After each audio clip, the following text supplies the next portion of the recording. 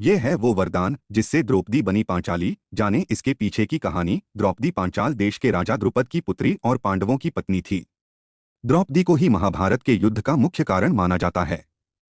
द्रौपदी के अपमान का बदला लेने के लिए ही महाभारत का युद्ध हुआ था। लेकिन क्या आपको पता है कि द्रौपदी का विवाह पांडवों यानी 5 पुरुषों से क्यों हुआ था? द्रौपदी पंचकन्या में से एक थीं, उन्हें चिरकुमारी भी कहा जाता था। यही नहीं, द्रौपदी कृष्णेयी, यज्ञसेनी, महाभारती, सैरंध्री, पांचाली, अग्निसुता आदि नामों से जानी जाती थीं।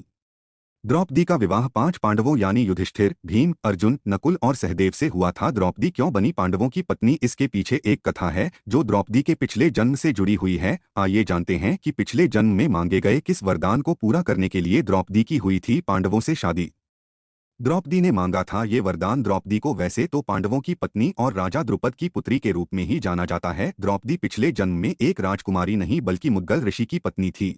उसका नाम इंद्रसेना था। अपने पति मुद्गल ऋषि की मृत्यु के बाद उसने अपने पति को पाने की कामना से तपस्या की। इंद्रसेना की तपस्या से प्रसन्न होकर भगवान शिव ने वरदान मांगने को कहा। इंद्रसेना ने वरदान में 5 बार कहा कि वह सर्वगुण संपन्न पति चाहती है जो धर्मपरायण, बलशाली, श्रेष्ठ धनुर्धर, तलवार विद्या में निपुण और सुंदर हो। उसकी इच्छा को सुन भगवान शिव ने कहा कि अगले जन्म में तुम्हें 5 गुणों वाला पति मिलेगा। इंद्रसेना के 5 बार पति की कामना दोहराने और एक व्यक्ति में 5 गुणों का समावेश असंभव होने के कारण जब इंद्रसेना ने द्रौपदी के रूप में जन्म लिया तो उसकी शादी पांडवों से हुई। पांडवों में वह 5 गुण थे जिनकी कामना द्रौपदी ने अपने पिछले जन्म में की थी, तो आखिर उसी वजह से द्रौपदी को 5 पांडवों की पत्नी बनना पड़ा।